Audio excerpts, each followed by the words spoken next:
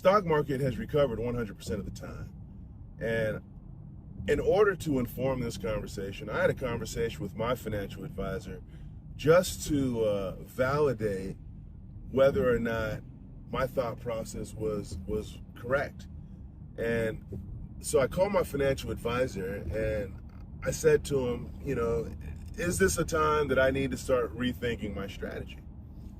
And he said, well, Sabado, I don't think so, because the way that you're invested is you're about 70-30, 70% equities, 30% bonds, plus my emergency fund has municipal bonds and so on. And so at a 70-30 and having a window where you're not going to have to access those funds for at least, 3-4 years, you should be able to work out the cycle, because most of these down cycles last about 18 months.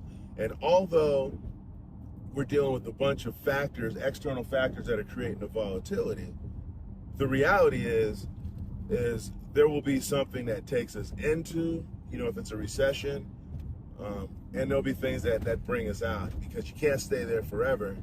And one of the things that brings me solace, and again, I don't know this to be true because I'm not a financial guy, but just using logic, I think to myself that if you create a scenario where goods and services cost more, then that's going to inflate the value of companies.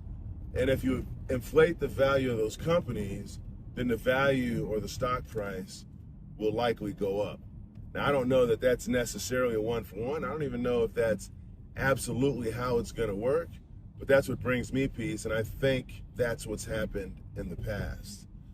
But either way, going back to the question of should I liquidate my stocks in my 401k and my retirement funds because of this volatility, and the answer that I have for you is absolutely not. That would be the worst thing that you can do, because the idea with the stock market is buying low, selling high.